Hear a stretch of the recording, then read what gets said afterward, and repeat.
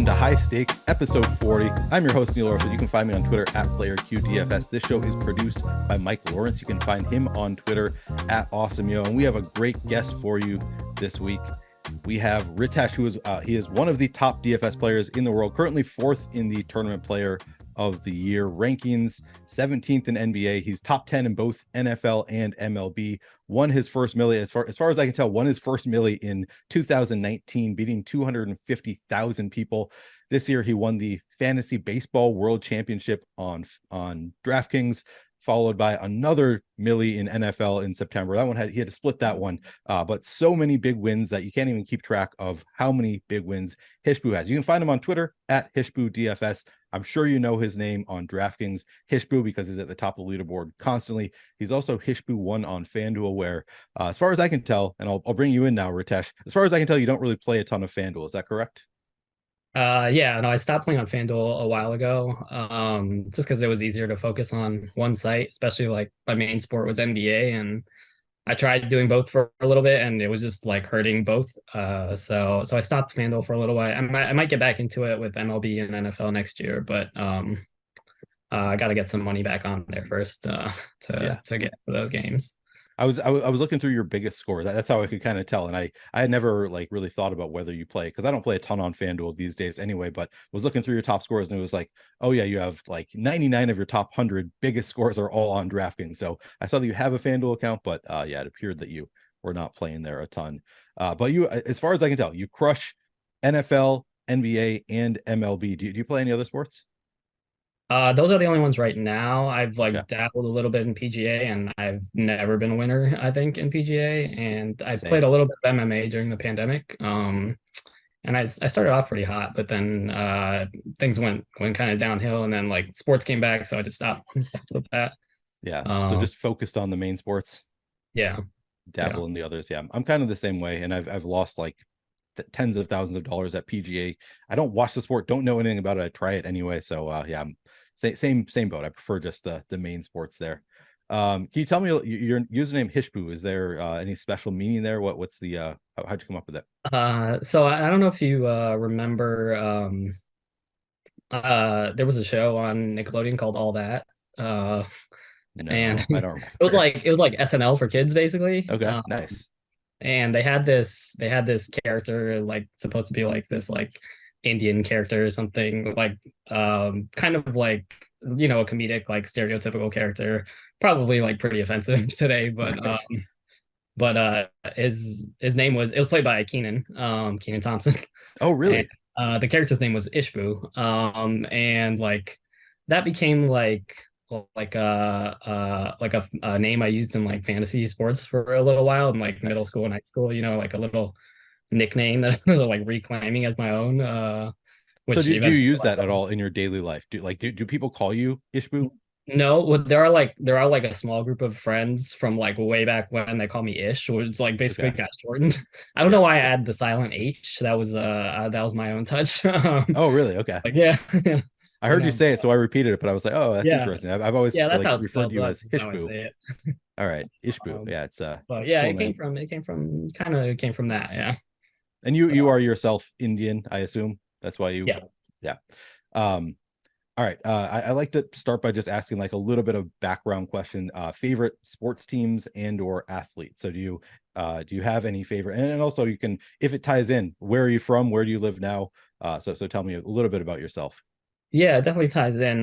So I'm from Miami, born and raised. So I'm a Miami sports fan through and through. I love the Marlins growing up. Love the Heat, the Dolphins, all of those. Basically, like all the Miami teams. And I don't follow sports as much anymore. But like growing up, it was so big. And I still watch the Heat when I can and the Dolphins when I can. But I'm in New York right now. And you know, I think like playing DFS, I don't know if it's just like getting older or playing DFS, but like I haven't been as interested in sports in the last few years. And but like this Heat run over the summer like kind of invigorated me in a way. And I was like, all right, I'm not like totally dead inside as far as like sports fandom goes. So It's that was funny that you say like playing DFS makes you less of a sports fan. Now, do you mean or less interested in sports, as you say? Do you just mean that you have less interest in following your own teams, or like do you not actually watch sports at all because you don't want it to bias you? No, it's not. I don't mind like that aspect, but like when you're watching sports and playing DFS, like it's hard to not look at the leaderboards, right? And Right. then you kind of like, and then when you're watching, you're watching it with like an eye toward what you need to happen rather than like as a fan of the game or like, Yep. am I gonna root for the Heat to lose on a last second shot or something because it'll propel me to first place in a tournament. Like probably I would, yeah. Yeah. And so there's that like conflict with it. So in my ideal scenario, I would watch the games without knowing what's in my lineups, but that never happens in Yeah. practice. Well, I was gonna say, I mean, I hope that you do let you for your sake. I hope this season you've let your Dolphins fandom affect your lineups a little bit because the Dolphins have had some monster weeks this year. It's been a good time for I know Brick 75 has been running the gag Dolphinatic, whatever, won a Yeah. contest with all of the Dolphins on I think FanDuel. But really, like if you just like play toward your biases, you've probably had a few great weeks already this year. And I know you have had some great weeks. I don't know if were the Dolphins involved at all in your winning lineups. Oh man, I don't even remember. The one from I mean, my biggest one on like classic slate was obviously week one, where I chopped the million banker with Redcoat, and Yep.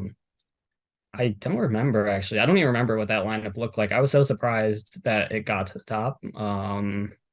I it might have had Tyreek Hill or something. I don't know. Okay. I So have no, to be that's honest. I Maybe mean most. that should tell people something about how much you've won. So that was a top four. You probably won $600,000 in the lineup. Most people are going to remember. Like I could tell you the exact lineup I have in any win that I have that big. It might take me a minute to do so, but you just have no idea because you have won so much money at DFS that individual Yeah. lineups no The longer first even. one, the first one I could tell you probably like each player, but this one Okay. no. And that one, am I correct? That was like I think it was September of 2000 or sometime in 2019. Your first millie. Yeah, yeah. That was As I was okay. And yeah, that was very we can talk about that. yeah, we'll have to talk about that one. Yeah. I noticed as I was looking through your lineups, it was like you have like looking through just like your top scores on your Rotograndes profile. You have Mhm. like most of your huge wins are from 2023, 22, 21, 20, and then it's like 2019. You have a few in there. Those are all the ones that are like $8 buy-in, $10 buy-in. So I'm curious. We'll get into your background a little bit, but how much like winning that millie allowed you to up your stakes and really get into playing a lot more DFS, higher volume stuff. But we can take that. We'll get there. We'll get there. Let's start with your All right. background information. We'll start with what kind of background do you have in statistics? Do you have any kind of formal or informal training? Yeah, formal. I majored in undergrad in statistics, and then I got a PhD in biostatistics. That old relatable story. Just get your doctorate, guys. Right. Um, but like I think the cool part for me is that like I feel like sports, like my interest in sports as a kid is indirectly kind of led me towards statistics. I was like Yep. obsessed with like box scores and numbers and like simulating games, like not even playing like the video games, just like simulating through seasons and franchise mode and stuff and like editing player like attributes. Like on Madden or like where? Like or how? I remember there was this game on like I don't know. I was in elementary school and there was this game called Hardball 5 on computer. I'm not Um, familiar with. Okay. and yeah, it's like very obscure reference, probably, but and it was just like a very simple like computer baseball game with real players in it, and like you could actually like change their attributes so like they would hit with contact like all the time, or hit with power, and like I'd fiddle Huh. around with that and then like simulate games, and Really so we just like love baseball, and it was more like baseball early on, and then later on as I got older, less into baseball, more into like NBA. I feel like it's a common thing for people, and it was me too to some extent. And I don't have any kind of formal training in statistics, so not really the exact same. But I feel like I am pretty good with statistics. I'm pretty interested in statistics, and it's the same thing. Where like growing up, I was obsessed with like the back of baseball cards, reading the stats for the players, and like that. It's a similar story of like yeah, just sports got me interested in statistics. It was the first place that I ever really saw them. And of course, it, kind of gets you to start thinking at a young age about statistics. And I feel like that's been kind of a common theme on this show. A lot of the guests have been like, yeah, I'm really into stats. It started with sports as a kid. I was really interested in them. So I feel like that's not an uncommon story but most of us don't go on to get a doctorate in, do you say biostatistics? Yeah, so it's basically statistics with like more slightly geared toward like medical applications, but it's Cool. mainly statistics with like a hint of a little, you know, um, medical science. Okay, gotcha. And then to apply, I mean, what kind of training do you have in computer program? Any kind of formal or informal training there? I mean, I took a couple classes in college, but like I didn't really like learn a language thoroughly, like because I didn't use it enough. It was more just like, checking off a box that I needed for my major. So like you learn the basics and you learn like certain algorithms, like you have to like program the sorting algorithm. Um, I had a little bit of experience before grad school with that, but once I got to grad school, we took a class in R and Python for a semester again. So like again, I wasn't like using it that much, but you learn some things, and then really how I learned was just like you had to use the program, you had to use R essentially in grad school. And just for like your homework and like when you start doing research for your simulations and things like that. And so just using it on a daily basis in grad school, I became really proficient at it. So Okay. that's where it came from mostly. Yeah. Okay. And I asked those questions in tandem because to me, it's like to apply your knowledge of statistics, in my mind, you at least need some ability in computer programming. It sounds like you do. I guess that's not entirely true. Like some people can probably like, myself, I just use an optimizer that's already built for me. So you don't really necessarily need any kind of training in computer program. But it sounds like you have kind of trained yourself and you do use your some computer programming as part of your process. Is that correct? Yeah, for sure. Yeah. Okay. And we'll get into a little bit more. I know you don't want to give away all of your secrets. As I've said, I'm going to try to get whatever I can out of you. Yeah, do your But you, best. yeah, I'll do my best. Um, Tell me about your professional background prior to DFS or any related hobbies. Um, so before DFS, I was well, actually, I was simultaneously because like right out of grad school, I was working in clinical trials for infectious diseases, just kind of like a natural step from the program I left. And I started playing DFS around the same time as a hobby, and then eventually went full time. But as far as hobbies, it was like middle, like middle and high school playing fantasy baseball, right, and fantasy Sure. football, and just like really enjoying that.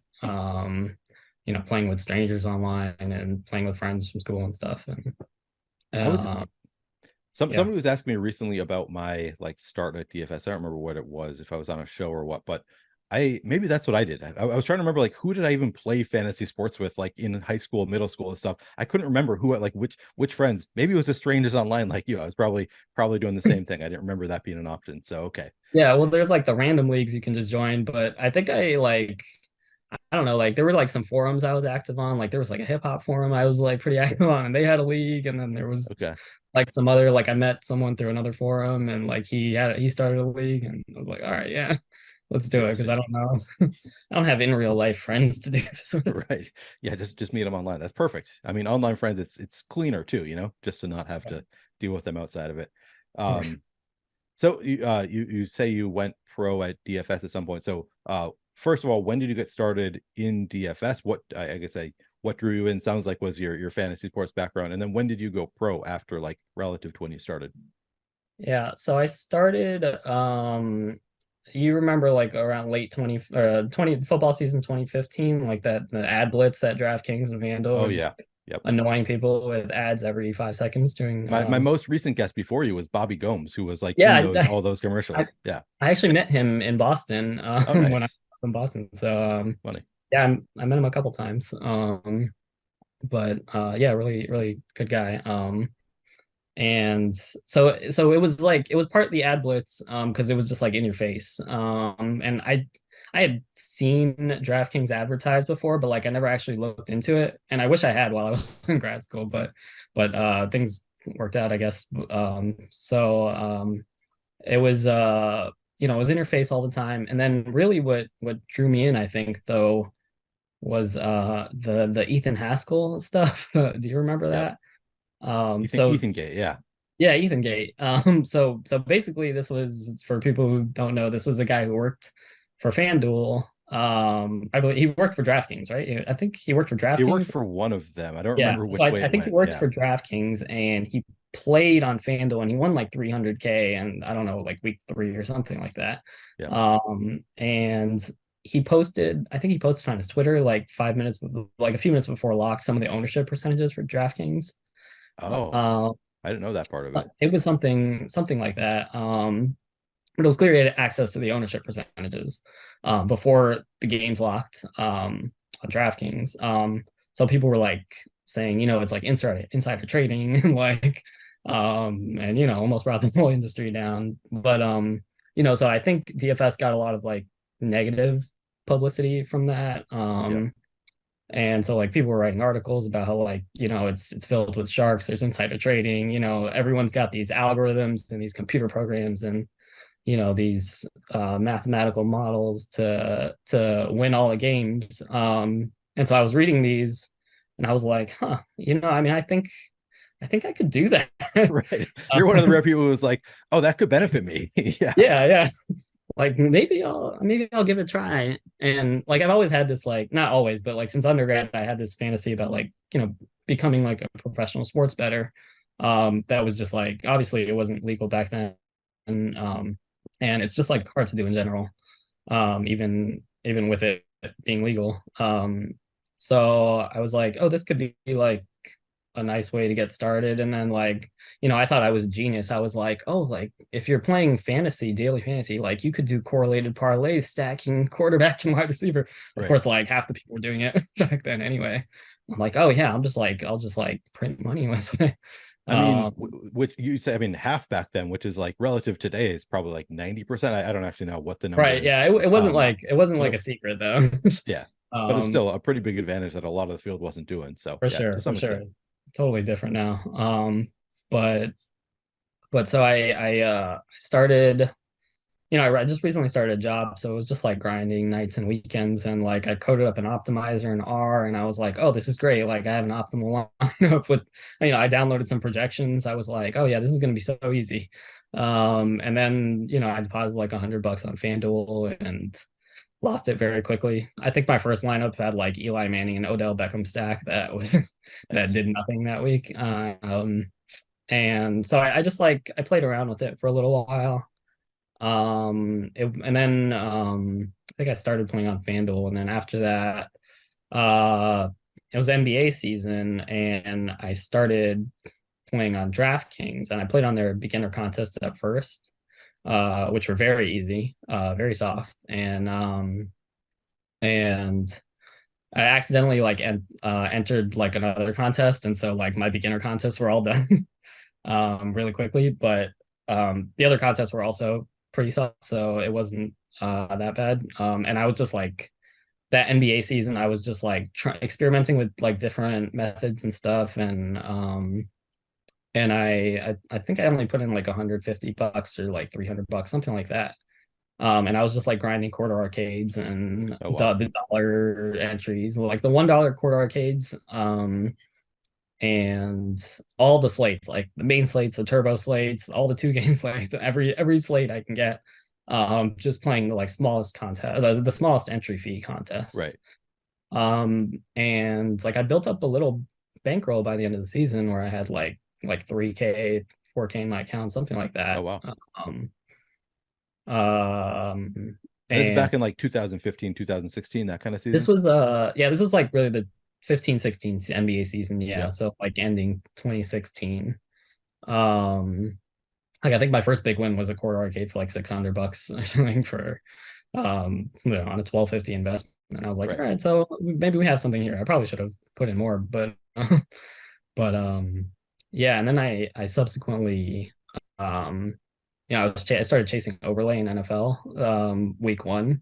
And I basically like wagered my entire bankroll that week. And I made like, and I was still writing my program like the day of the slate. Wow. Like I made this very like critical error Oh that I shit. sometimes I still make to this day, but I made a very critical error in my program. And essentially like lost almost my entire bankroll. And So you so that built it up was to 3,000, played it all, and almost lost it all right away in NFL. yeah. Yeah. And I even deposited a little bit more that day because I was chasing the overlay and I was like, oh yeah, it's gonna be so easy. I'm gonna make so much money.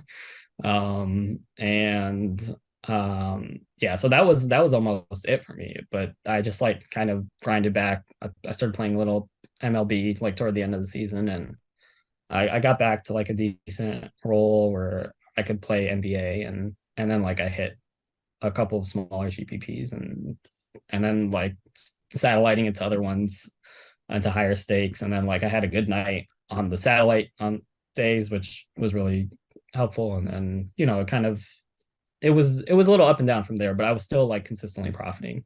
And this is like 2016 now, 2016, 2017 we're talking. Yeah, yeah. Okay. And then did you continue grinding? Like, so I know you won the Millie in 2019, and that's when you're like you start seeing like your big scores really started showing up after winning the Millie. Of course, that's because you've had so many big scores now that they all dwarf all of your quarter arcade, all of your past success, not showing up on your first couple pages of big scores at this point. But was it kind of a grind all the way until the Millie in 2019, or at that point had you been like 150 maxing contests, like the main contests on the sites? Yeah, I think by that point I was like 150 maxing NBA. And I'd stopped. Well, no, I played MLB in 2018. But I stopped in 2019 because that my daughter was born April 2019. So I just didn't have time to like play MLB, and I lost a bunch of money in MLB the previous year. So I basically stopped for a long time until this year. And yeah, so I was maxing the low stakes in NBA. And Okay. then but Can not you really. define low stakes for me? Oh, I like the $10, Okay, $15 like the contest, main contest is the what I main, call it. Like yeah, the yeah, like flagship. gotcha. Yeah, yeah, flagship. Okay, Um, yeah, and I was pretty good at NBA, so I felt comfortable doing that. And then NFL, when NFL season came around, that 2019 season, I had actually like already decided to leave my job. Like I told them probably like I don't know, sometime in July or something, okay. that summer to try to pursue DFS full time. And it just so happened like 2 weeks before my last day at my job, I hit the big million maker. Oh Um, wow, that's insane. yeah. So, So I mean, were you married at that time? I guess, or I yeah, yeah. guess yeah. So you're at least in a series. So was it were you making enough money in DFS that your wife was like totally comfortable with it, or was that a tough conversation to be like, hey, I really want to pursue this as a full-time career, or like what was Well, the she knew that like that was the ultimate goal, I think, and she kind of encouraged it because we were oh wow, oh, I mean, we were like looking to get out of Boston anyway, so we she kind of encouraged me to try to pursue it full time. And I was like, yeah, I don't know. I mean, it's a nice like security blanket to have an income, and she still had a job, so that was fine. okay. But I was making like I made enough in 2018, but that was largely off of like one contest. Which it often is. I think a lot of Yeah, people underappreciate like how often it's like you lose a lot in between big wins, and you really just need to get those big wins to pay your salary for the year. right, right. So it wasn't that it wasn't like I didn't get any resistance from her, thankfully. Nice. And actually she was more like my cheerleader on that. That's really cool. So yeah, yeah. So and so that's crazy though that you quit right before. And actually, I had a sort of a similar story where I quit my job and then had a big win right away. But that's I mean that's before you even were done at your job. That's really cool to win the Millie Maker. That's kind of insane to right away get that validation of like, okay, I can do this. And then Yeah. did you that is that when you started playing higher stakes after you won the Millie? Yeah, for sure. So like that season I had planned, like I thought I had a good showdown process because like showdown was relatively new at that time. So I had decided like I was gonna at least play like the like I think it was like the like $200 showdown contests, which was maybe like a I don't know a 6K investment at the time to max those out. So I was gonna do that anyway. But yeah, it gave me definitely a bankroll to like do that more comfortably. And I did have a good showdown year that year. I had a pretty decent classic slate year also for NFL that year. Okay. And then like NBA, I started playing more high stakes, not necessarily maxing it out, but not yet at that point, but I yeah, maxed out yeah, the high stakes. So you were still maxing out the flagship, but not the high stakes yet at that point. yeah, And this is the 2019 2020 season. yep, Okay. And yeah. then you go into it, and then you said you took a break from baseball, so you didn't play, and you just came back this year to win the fantasy baseball world championship. You're just like, all right, I guess I'll come back to win that championship. Yeah, well, it was weird. Like I lost all momentum really. So I had a bad year in 2018 playing baseball. Like my bankroll was dwindling until like I hit like a showdown in that NFL season and which really saved me. And so like 2019 my daughter was born. I didn't have any time for it. 2020 is a pandemic, so like I think they started back when NBA started, so I didn't play then. Right. And then I don't know, I just didn't have it in me on like in the next 2 years for some reason. And now with like my kid in school, I have a lot more time during the day. Sure.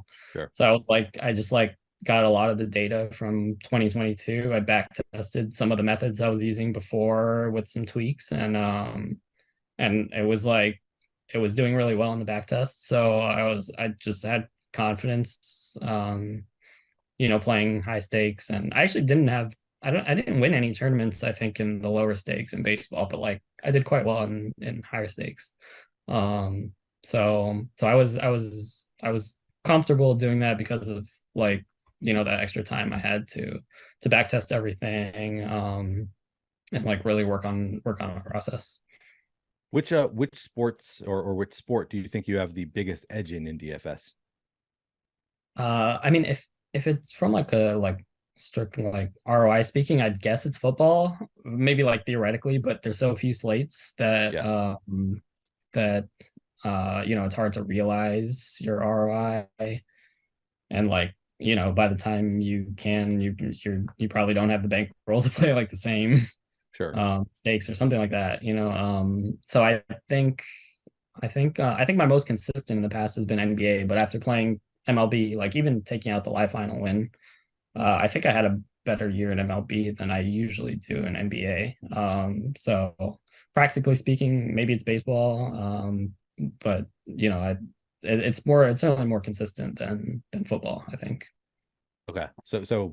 Uh okay, so it's between those three, you think it might be No. baseball, Yeah, I but basically historically said you've done better it's at all basketball. three of them. Right. Yeah. So I was theoretically, trying NFL, to parse that. practically. Okay. Yeah. So I'll check the roto tracker though. I don't I have to email someone to get my contest files. you enter so many contests that yeah, I've heard of people that have to do that. I'm to email my rep to get my entire contest history. But Yeah. yeah, you have to play massive volume to get to the point where it's like, okay, I can't download it from DraftKings. I need to actually email somebody to send it to me. Yeah, Yeah, it's not definitely as a barrier. yeah, It's like the balance isn't going down too badly. So yeah. I'm doing something right. All right, now we're going to talk about process. I'm going to ask you questions. I'm going to hope for the best answers I can get. But I know you're not going to share everything, but Yeah. we'll do our best here. Next year will be the year I quit DFS. Thanks, Neil. Yeah, exactly. Um, do you do any simulations or use simulations from outside sources as part of your process at all? So yes, kind of. I don't do simulations in kind of the way the sites do them with a contest field. Okay. Although that's a good idea. I mean, I had that. The reason I don't do it that way is because I had that idea a few years ago, and when I tried to do it, I realized I had no idea how to make a contest field. So so I don't know. I still to this day don't know how to do it. I think I could figure it out if I really put in the hours, but I didn't know how to make like a reasonable facsimile of a contest. And then the other thing was like I only played low stakes at the time, so like if I was going to make a contest field, it'd be large field, and I don't think like I didn't have like the computing power to like really effectively simulate a large field tournament. And grab lineups that I wanted based on the results in like a simulated large field tournament. So Right. instead, I went like maybe I don't know, maybe a more difficult route, but I tried to like figure out really like the mathematics of the game and kind of like write down all the variables and like figure out what's my goal, like what's my ultimate goal, like to like win, maximize my probability of winning or something like that, or like maximize ROI, or some metric. Everyone has like an objective function, right? It's just like a matter of like whether you are thinking about it or just like putting it on paper, or you know how you go about getting there. So for me it was more like I was like, okay, I think I could figure out kind of the math of this game, and it was like solving a little puzzle. And So you're talking game by game simulations as opposed to contest level. You were running your own game level simulations. no, not even the simulation. I just mean like essentially like figuring out the properties of DFS contests, like essentially Okay. like approximating what a simulation would do without actually having to simulate it. Okay. Uh, so that's what I was trying to do. And that just like requires like um like kind of like figuring out the statistics of the game, like what distributions you need, like how do I actually get to the point where I can find lineups that will maximize my probability of like finishing high in a tournament without simulating. Okay. So I have a process that essentially is like a simulation, but Okay. it's more like of an analytical type of solution. And that just takes like, and I had to like read research papers because I was like, how do we figure out the distribution of, the minimum of two variables or whatever, what I mean? Like, Did you read Whistles Go Woo's research paper? I didn't read his research paper. I think Okay. he's an optimization. I mean, it might be useful. I don't know. Yeah, But he's I don't definitely know. into optimization. So do you use an optimizer as part of your process? Uh, yeah, I use one to generate lineups. Not, I mean, my own like in program. Okay. So I essentially the way I make lineups is I just like optimize over, you know, move around projections, optimize. That's pretty much And it. you created your own optimizer. Yeah, yeah. It's like it's not it's relatively straightforward in R. Like if you have an R, if you know R. Okay. So there's like a package to do it, and you just like put in the constraints. You have to code up the constraints, but like there's a little bit of learning curve, but I did that's something I did early on, and then like learning how to add like stacking rules and things like that. It's evolved a bunch over time. Okay. Do you do your own projections from scratch? I don't know. I've never done my own projections. I don't think I have the time or like the will to do it. Like Okay. I feel like there's a qualitative component to projections that I just I can't do it. And Okay. being up to date on news and everything. And um what was it? I and I mean the industry projections are quite good, so Yeah. I just No real advocate. need. Um What I about didn't ownership projections? Do you do what's your that? own do you do your own Ownership? ownership projections? Yeah, so I didn't before. I kind of used to just use them out of the box, but recently I've been a little bit dissatisfied Okay. with the output projections, and so I still use them as a baseline, and then I kind of add in a few things that I think are important, and so it ends up being very close to the industry projections, but like I think they're slightly more accurate. So Um, sorry, did you say that you start with some projections from the industry and you adjust those? yeah.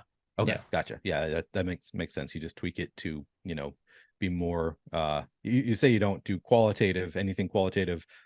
You don't think you have a good feel for it for doing your own projections, but is it sort of a qualitative tweak that you make, like based on, your feel for the No. field at all? Okay, no. Sometimes, but rarely. That I might do if like for late swap. Okay, But yeah, for like if there's like a guy ruled out after lock, and this backup is going to get a bunch of minutes, I'll maybe tweak those. That could be more of like an art sometimes. sure. But no, it's still quantitative. Like I'll take the industry projections and put them in a model basically, and put in some other stuff in the model. Interesting. Okay. um so yeah.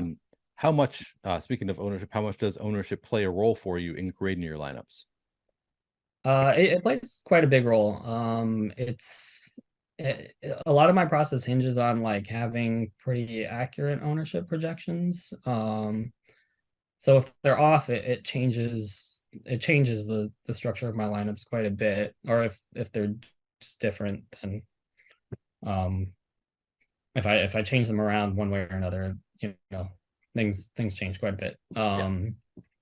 But yeah, it really hinges on having at least reasonable. It doesn't have to be like great, but like reasonable ownership projections. Like I play like different stakes, right? And obviously ownership is different between like high stakes and low stakes, but like some sports I just use like the low stakes projection ownership projections, and some stakes I mix them up sometimes. Some states I change them. But Okay. yeah, so it all hinges on ownership, but they don't have to be perfect, I guess. If you haven't already checked it out, you can get your first deposit doubled up to $500 on Better Picks. Check it out if you haven't heard. It's BETR Picks. It takes the traditional fantasy pick'em concept and amplifies it with the ability to win up to 100x your entry fee if you correctly select up to 8 picks. Choose wisely and watch your winnings soar. Forget about frustrating ties and pushes. Better Picks keeps the excitement flowing with no pushes allowed. Every pick counts and every decision matters as you strive for victory. Better Picks covers a wide range of sports, including NFL, NBA, MLB, NHL, and more. Of course, the legal age for gambling in most states is 21 plus, and if you or someone you know has a gambling problem, call or text 1-800-GAMBLER. Would you call yourself an exploitative player? Yeah, I Where think you, so. I'm not really like thinking about what other like specific people are doing, right. um, but as a field, what the field is doing matters quite a bit. Okay. Is avoiding being duplicated by other players a big part of your strategy in any contests? Just like the big showdown. That's the only one I'm actually looking at dupes. Okay. As a quantity. The other ones, it sort of like works out that way based on my process since I'm using ownership. So like I'll usually have like a guy that's under 10% or whatever, you know, in a few spots. Okay. So you play it more like a typical contest where you just factor in ownership, but then as a result, you end up not being duplicated too many times in high stakes typically anyway. Yeah. Yeah. Yeah, one thing I've been thinking about recently is like, I kind of assume like I know the ownerships when I'm making my lineups, and like, well, it's not really true. Like, so Right. my stuff is probably inflated, or at least like the way I see it. And like I think that way about like the contest sims too at the websites. Like their ROIs are definitely like a little bit optimistic, because Sure. they're part of it. It's like they're assuming ownership is fixed. Like they're assuming they know the ownership. And Right. I mean, you could do it in a way that like you have random ownership content, but like that would be computationally insane. So it probably just makes sense to assume you know it. Yep. Yeah. It's And impossible it's to, still useful. it's useful. You can get an idea for ownership, but it's impossible to like get perfect ownership. And then there's also the factor of like with like the sims, it's like, well, okay, so if a lot of people are using these sims where this player is clearly really underowned, isn't that going to drive up his ownership? So there are those complications in publicly available stuff. Any kind of like ownership projections, it gets complicated with the leveling of like, okay, well now everybody's reacting to the same news. Yeah. Yeah. Yeah, and it's hard to know like when things are kind of when like older contests say are out of date. Like when I'm making my ownership models, I'm like, do I like want to use data from last year, or like 2 years ago or something like that. Like I think Showdown is totally different now. I mean, I think Showdown Yeah. from 2 years ago is obsolete now. I'm starting to think the same thing too. I feel like there have been, and maybe this is just my impression, maybe I'm totally wrong, but I feel like more people are playing like lineups that in years past would have been unique, which kind of is driving less duplication to some lineups that are like more obvious. I think at this point, and maybe that's wrong. Maybe that's just kind of my feel is there have been some lineups that have won with like, you know, 6 dupes, and I'm like, how is that only duped 6 times? And I kind of wonder if it is the field kind of adjusting and maybe overcorrecting for the way people used to play. It's an Yeah, interesting nut to crack, the showdown yeah, stuff. I think Uh, that's true. I think there are places where like it's getting a little people are going yeah, a little bit overboard, but like it's all about adjusting to what the field is doing, I think, and trying to stay ahead of it. so what are some ways? How does your strategy differ for showdown versus main slates for NFL in particular? Or I guess you know if you want to answer for NBA or any other type of contest, is there a big difference in terms of your strategy for showdown versus main slates? So until recently, like there was, I didn't actually like, I used a method that didn't really account for ownership in a lot of the contests, showdown contests that I was playing. Until this year when I realized that was not, um, that wasn't as profitable. It still could be profitable, but it wasn't as profitable a way to do it for me, and it was sort of like less predictable of like future success, I guess. And so I changed my process to kind of be the same as what I do on main slates now, Okay. for Showdown, uh, except for like the big lotto, the big flagship Showdown contests. Those I do something a little bit different, Okay. but that's the only one. And I don't know. I mean, I think I would have won it yesterday, doing the process that I use for main slates, but Oh, you I know, mean, you won the 222 yesterday, yeah, so yeah. If you use that similar process, yeah, if you had just entered that lineup into the main yeah, contest, you would have binked 2 showdown slates yesterday. But you'll yeah, have to settle for your 150,000 or whatever you won on the in the high yeah. stakes showdown yesterday. I'll So take you it. know, not the end of the world. Right. Um, do you oh I had to follow, oh yeah, so it sounds like you a lot of your stuff is originated, like you're using your own optimizer, you have your very own specific process. Do you back test constantly, like how do you back test your process constantly, and how often do you actually change your process? Um, I do back test a lot. Especially I feel like this year especially I've done that a bunch because like I had a lot of success doing it for MLB. Um, and I I try not to change it too much. I think like you should sort of leave it alone for a little while and see how things go.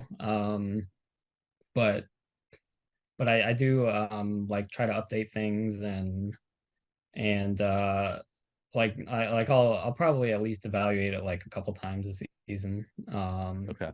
And it's not like I'm not making huge changes. I'm making like kind of little tweaks here and there, just like almost as a way to like calibrate things because everything I do is like very approximate. Um, so like I try to like test it on real data. Okay. Um, and then like sometimes I like like one of my parameters in my program is like contest size, right? So like Sure. I adjust the contest size a little bit, like maybe that changes my results in ways that I didn't expect. So it's more about like calibrating all these approximations into something that's like real world profitable. Right.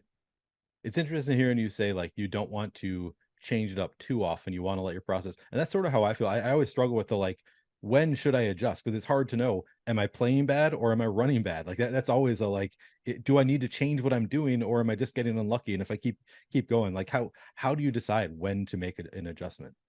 Yeah, I mean it can make you insane, right? Like Right. it's such a humbling game. Like It really is. you think you're on top of the world and then 6 weeks without a win and you're like, should I just quit? Right. Yeah. uh, Has the game passed me um by? Yeah. yeah, yeah, exactly.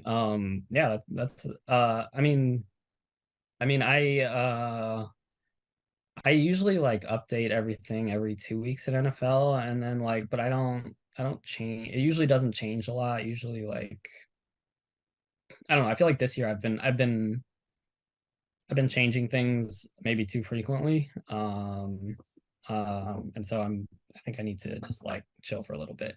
Um, It's funny to and hear you say that when you have had clearly a lot of success this year. I mean, you split the millie, you just won another showdown contest last night. So it's yeah, goes to show how much big pros are thinking about this stuff, like thinking about yeah. adjusting, where your success to the outside world is like you are crushing it. Why would you change anything? But you're I still will thinking about it. say, what I'll say is I think you have to be careful about like what you're changing. Like, I think you have to have like a pretty good hypothesis in mind of like what what you're doing like makes sense and why it makes sense. Like, you have like sort of a somewhat theoretical framework of like why this should work, or like why some change like might work or should work. Because like if you're just testing a bunch of different things, you're gonna find something that you're making money in. But it's not necessarily like predictive of future success. So I think people need to be a little bit careful with like back testing, and me too. Where like I'm just like, testing everything. You're talking to Um, the top 1% right now. yeah, I basically. don't think most of the field is doing a ton of adjusting all that Yeah, often. that's true. That's a good point. Yeah. Yeah, I should stop actually. Thank you for cutting me off. Oh, I wasn't trying to cut. Damn it! I just screwed up. I just cut you off when I didn't mean to. I'm just like the idea no, of but back I mean, testing. like it's that whole like I don't know like how much um if you've heard of this in like statistics, but like multiple comparisons, and like if you look for is like fishing sort of expedition. Like if you like try everything, you're gonna find something. Interesting. Um, and it's not necessarily gonna work, in the future. Okay. It's not really predictable, I guess. Yeah. Interesting. Um, so we kind of talked about this at the top of the show. Do you sweat the games at all? Yeah, I've done it more this year actually. I think because like I can't stop looking at the like at my phone on the leaderboards and Yeah. stuff. So I'm like, I mean, it's either like just watch the leaderboard or like just watch the game, and and in an ideal world, I would just watch the game and like not care or know where I am yeah, on the leaderboards, but that never happens. So yeah, I've been watching a lot of the to my dismay, the primetime football games. Like Yeah. yesterday was the Minnesota Chicago game. I wasn't watching until like 6 minutes in the fourth quarter, and then I was like, all right, I have a little sweat going. I'll just turn it on because otherwise I'm Yeah. gonna stare at my computer for like the next 30 minutes and like not actually watch any football. Right. So that's And mainly it it. came out in your favor. So did you see the one touchdown of the game that was that in the last 6 minutes? I can't remember. I think it was, but I might have been in the bathroom or something. Okay. I don't know. All right. I might have missed that one. Okay. Um, how do you see the DFS landscape changing going forward? Um, yeah, I think I've thought about this quite a bit. I mean, I think sports betting is gonna hurt it in the long run, Yeah. of course, and we all know that. I it seems like there are enough people who enjoy DFS, that it's sort of sticking around. I like that DraftKings. It doesn't feel like the games have gotten much smaller. They've gotten a little bit smaller, but um, I mean, I hope it's going around, strong for a while. And if I'm still doing this in 5 years, I will be very satisfied with that. But I do think sports betting is gonna make it take a hit a little bit. But like people love these like crazy single game parlays and like these Right. ridiculous parlays that they have to hit. So like, I mean, just play DFS instead. I mean, that's basically what it is. Yeah. So maybe there's like a market there. I mean, if they market it as that, but I don't think like Sims are gonna do anything. I don't think that's bad for DFS. Interesting. I do You don't think it's think that gonna like Sims are going to make it too hard for like general people to play? I think it's not gonna make it so that the games shrink. Maybe like if top pros start to leave a lot, but I actually think like I think it might get pros back in a way, or like get guys into the 10. I do think there's going to be sort of like a shrinking that happens where like, people in the middle get a little better, people at the top get a little worse. People on the bottom are still probably going to be pretty bad. I mean, I don't know, like, people that are playing $20 a week probably like it's not worth it to buy a sim package for even like $100 a month or something like that. Or even if they're playing, it depends on what level, because then you have to overcome the rake and and Right. like the cost of subscriptions and all that. Yeah. So I think it's cool that the sites are innovating. I don't love it, but Right. I don't think it's bad for the industry. I think it's bad for sort of like a certain group of It's bad players, for like probably. the top point, top 0.1%, like really even not even just the top 1%, but like the top 0.1%. It's going to be bad Yeah, for the players really at the top, because as you say, like it hurts the best players in the world. I mean, you're fourth in the tournament player of the year leaderboard. It's going to hurt you. It's going to hurt players of your caliber. But then for anybody who is good at DFS, but not like great at DFS, not like the top of the game, who are now able to take advantage of Sims, that's going to help those types of players. And then players who are not using any kind of Sims and not, doing their own kind of process, maybe get left behind. yeah, that's probably what it's going to be. Or maybe it doesn't really affect them because they were already, not really, didn't have a great shot at winning tournaments. Yeah, I do wonder like how much of like the user base is subscribing to a product like SaberSim or Stochastic, or sorry, I was never mentioned a competitor. um, Oh, it's fine. but Yeah. um, yeah, I don't know if it maybe it'll move the needle significantly. I mean, I know I had like actually like again outside of the live final, I didn't have a great like end of the baseball season. So I don't know, maybe that was like Sims catching up or something like that. Could be. Yeah. So I'm sure things are going to get harder, and like it's kind of just like a matter of like can you adapt? I don't know. I mean, we'll see. But Yeah.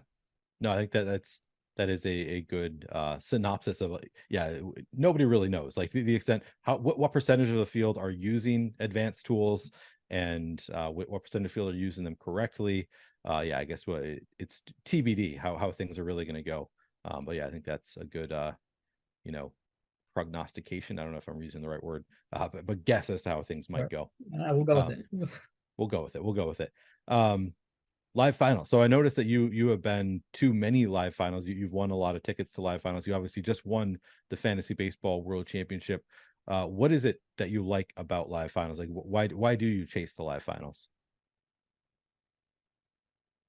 Yeah, this is probably not great for my bankroll, but I mean, you just won I the think Fantasy it's just Baseball like World trying to Championship. get in. Yeah, well, yeah, that's true. Process over results, Neil. That's right. True. um, but so I mean, it's just like I think getting into like the highest stakes contest, of the season is like very tempting. It's always been like kind of alluring to me, even like when I couldn't like really afford to play the qualifiers. Um, Based on my bankroll. But I also just like meeting people in the industry. It's like it's a really lonely game. So it's not like I'm going in an office and like, hey Susan, like Right. so Gives you it's the cool. opportunity to meet people in the industry, talk Yeah, about this stuff. it's like a little DFS conference for me, It's true. It's true. Um, Um, so that I love that aspect of it, and then obviously just it getting like to play for like a huge prize pool is always fun. Except after the contest usually yeah. when everyone's disappointed except like three people. Have you been to a FanDuel live final?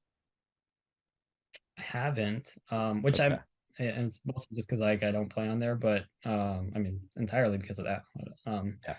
But I've wanted to go because I know like DraftKings doesn't let kids in their events, and I feel like FanDuel is a little bit more lenient there. So maybe I should just like start playing FanDuel qualifiers instead. Oh, so you are, I know you're bringing your daughter, I believe, to Yeah, the DraftKings Fantasy Football World Champ. I didn't even thought about that. I have heard that like they don't allow kids at the events. Is that true? Like so your daughter's not gonna be allowed to like a lot of the DraftKings events?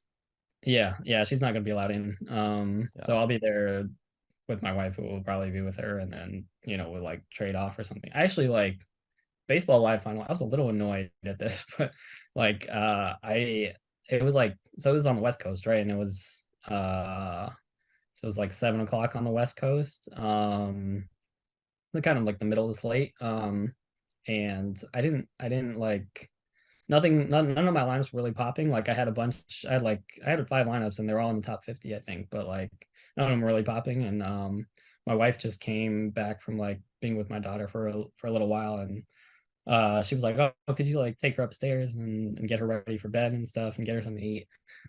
So I do that, and then as I'm getting her ready for bed, like I just check my phone, and one of my lineups is in fourth place, and I'm like, "Oh shit." And then like I check a few minutes later, it's in third, and then a couple minutes later, it's in first. And I was like, "Hey, you have to get," like Dan, my rep, texted me, and I was Yeah. like, and I called my wife, and I'm like, "Hey, you got to come back upstairs." Yeah. I need to get down there. So I missed kind of all the action that actually got me there. Oh, that's a Um, bummer. but yeah, no, I mean you can't complain about Yeah. a $1 million win, right? Right. Um, It is unfortunate that they don't allow kids at the events, just because I've heard it, and I'm not a parent, so it doesn't really affect me, but I've heard other parents say the same thing of like, kind of annoying not to be able to just bring your kid to the event, and take care of them there. You have to like step away from the event. So hopefully that's something that DraftKings will change at some point. I wonder if it's the open bar setting. I don't know. Like everybody needs to be yeah, over 21. I don't know don't what think the so. yeah. Their legal team is very strict. Yeah, that is true. That has been my experience at the couple I've been to.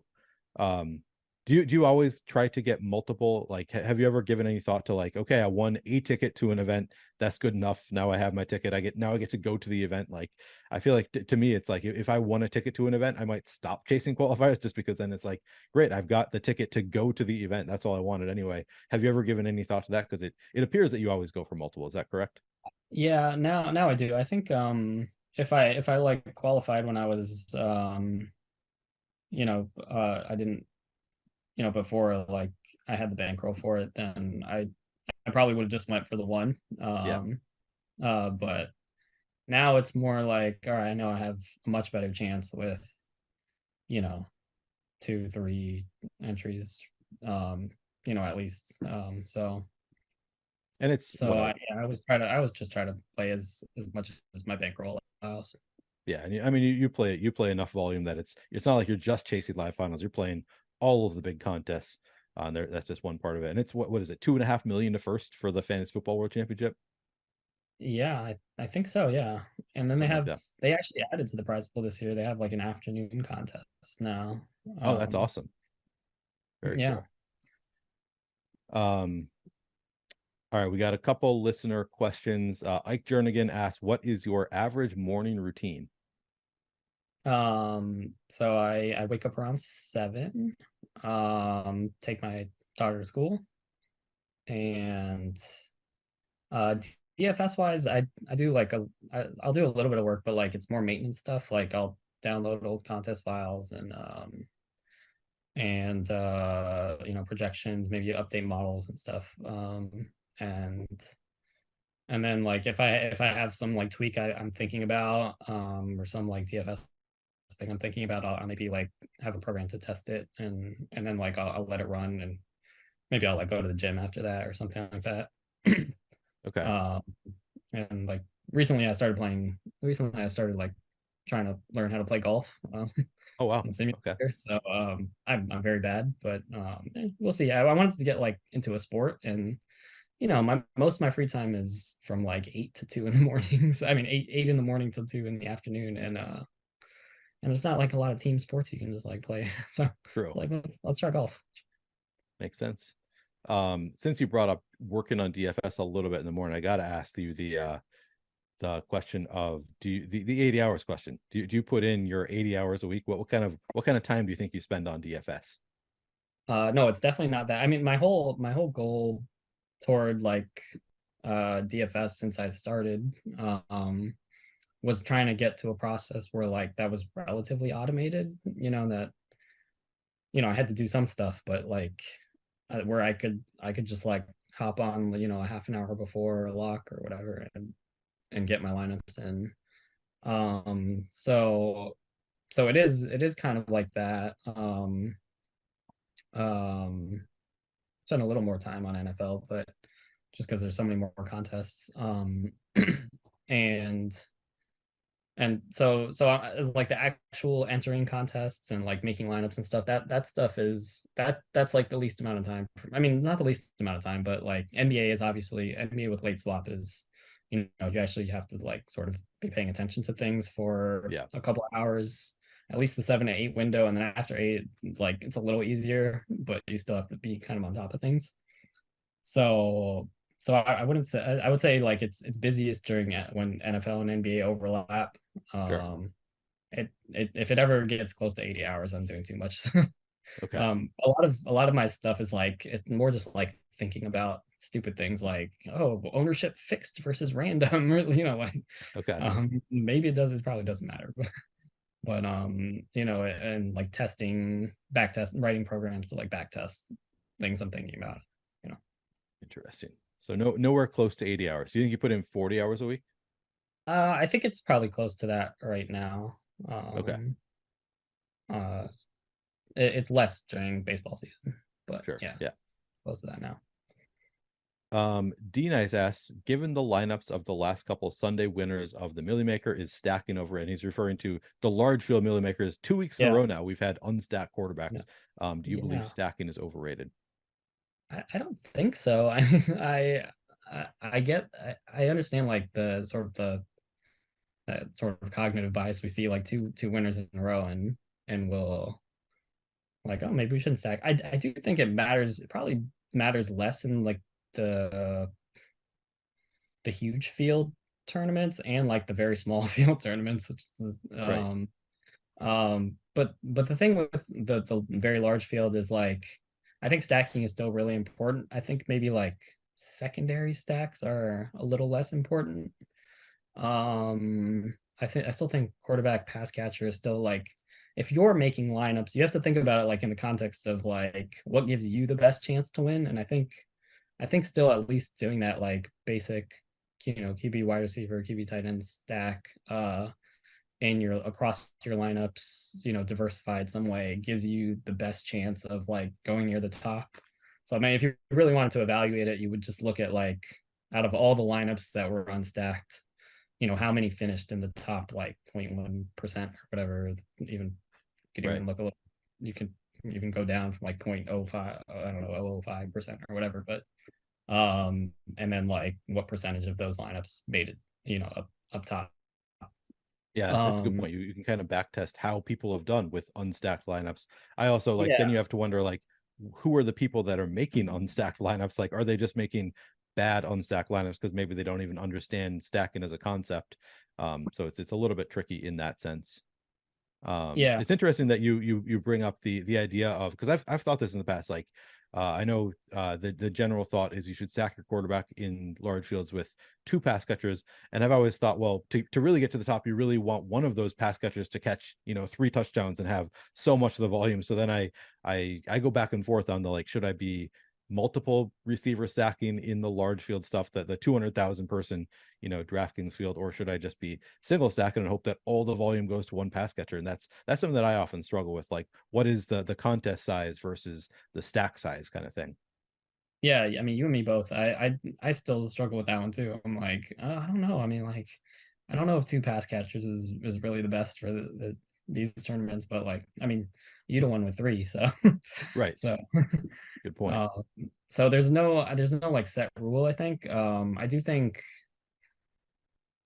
uh three doesn't three is probably like a lower chance, but like with the right pieces, the right salary, right, if it works out, um it it just there's so many factors where it depends on ownership, salary, Sure. and I don't know. I still think, for huge field, yes, stacking is the way to go. Yep. That's my hypothesis, at least. Okay. And the small field, maybe not, under 10 type, under 15, under 10 players, maybe not. I don't know. I don't think you need it. Yeah. Well, yeah, that's just more like a standard fantasy league. You're talking a Yeah. 10 to 15 person field, and yeah, maybe not quite as important. Um, all right, so we are at the point of the show where we're ready to close things out. Tell me about your favorite win or win celebration. Um, well, we touched on the 2019 Millie Maker. That's up there. Just because like the coincidence of the And you timing. can tell me about multiple if you have a couple that Yeah. stand out in your mind. So that Yeah. one you say is the one that you can remember your entire lineup. Yeah. I think so. I won't ask you to repeat it if you don't want to. No, I I'm mean not gonna test you here.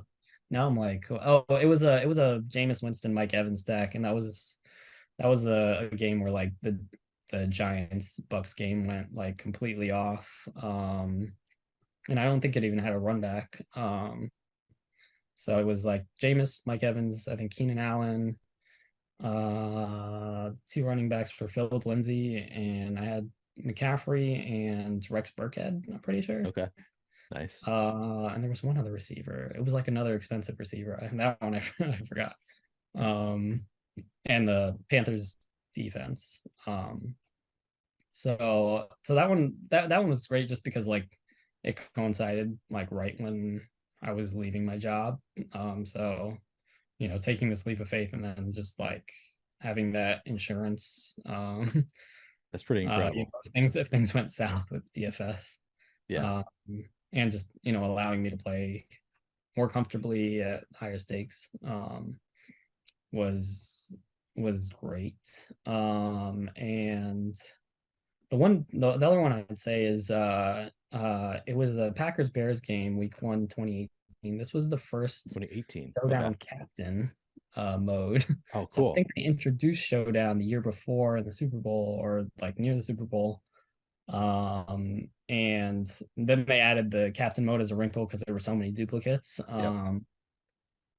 And I wasn't even like planning to play it. Oh, the other thing is DraftKings had like a kickoff party that weekend in New Jersey.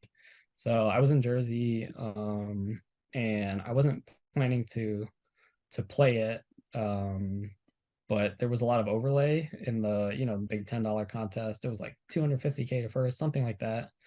And so I was like, oh, like I should at least like enter this contest because there's a bunch of overlay. And so I didn't have any like program for showdowns, so I just like I wrote one that day, and I was and it was like based on my main slate stuff, so it wasn't too hard to it was I just had to like adapt certain things and change a few things.